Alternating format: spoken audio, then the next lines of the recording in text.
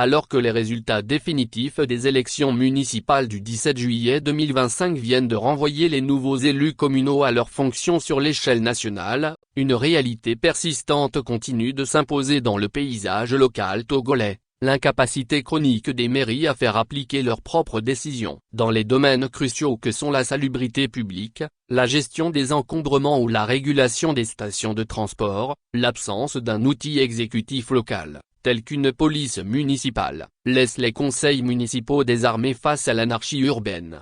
Pourtant, la loi N-2019-024 du 24 décembre 2019, instituant le Code général des collectivités territoriales, prévoit depuis bientôt 6 ans la possibilité pour les communes de créer une police municipale. Mais en l'absence du décret d'application nécessaire, cette disposition reste inopérante, laissant les élus locaux sans véritable levier pour faire respecter leurs décisions.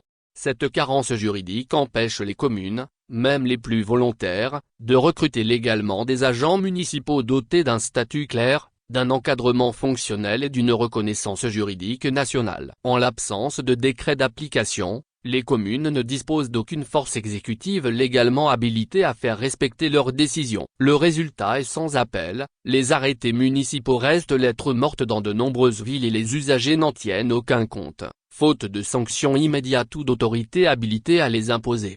Les conséquences de cette paralysie réglementaire sont visibles au quotidien dans toutes les grandes communes du pays. Les trottoirs sont envahis par des étals anarchiques, les taxis-motos stationnent sans ordre, les rues sont obstruées par des activités commerciales sauvages, et les déchets ménagers s'accumulent dans les zones d'habitation faute de discipline collective. Même lorsque les municipalités tentent de mettre en place des brigades de salubrité ou des agents de sensibilisation, ceux-ci ne sont ni reconnus, ni écoutés, ni craints, car ils ne disposent d'aucun pouvoir légal.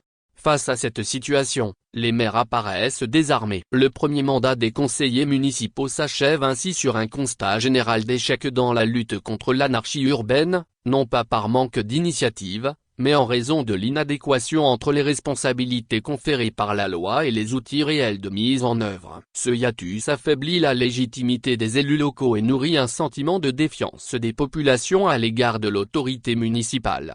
Or, la création d'une véritable police municipale, encadrée par un décret clair, permettrait de professionnaliser la gestion des villes. Un tel service, composé d'agents formés, identifiés et rattachés au maire, viendrait renforcer l'autorité des communes sur leur territoire. Il offrirait aussi une réponse rapide et structurée aux infractions quotidiennes à l'ordre local, aujourd'hui banalisées. L'instauration de ce corps permettrait également de clarifier les relations entre les autorités municipales et la police nationale. En effet, cette dernière, légitimement mobilisée sur les grandes missions de sécurité publique, ne peut être constamment sollicitée pour des infractions liées à la salubrité ou au stationnement anarchique. Une police municipale viendrait donc combler ce vide opérationnel en se concentrant sur les infractions de proximité qui affectent directement la qualité de vie des citoyens.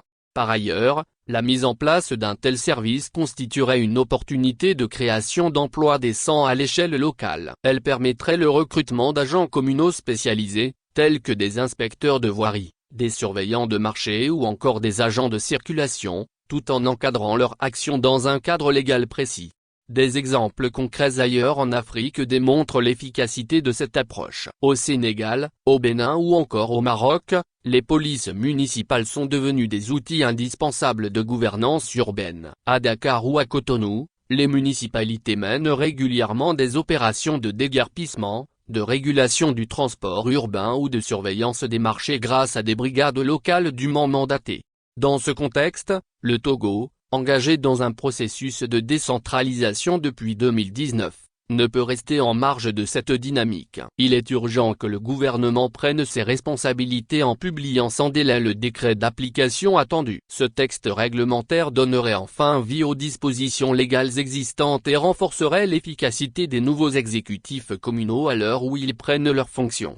Il ne suffit pas de confier des responsabilités aux communes, il faut leur donner les instruments pour les exercer. La police municipale constitue à cet égard un levier fondamental. Son absence actuelle entrave gravement l'action des maires et encourage l'anarchie. Sa mise en place effective, par décret, renforcerait l'état de droit local et relancerait la gouvernance urbaine. La décentralisation sans moyens coercitifs est une illusion. Le décret d'application n'est plus une option politique, il est devenu un impératif républicain. Ricardo Agouzou, Actualité Pays Politique Société Togo.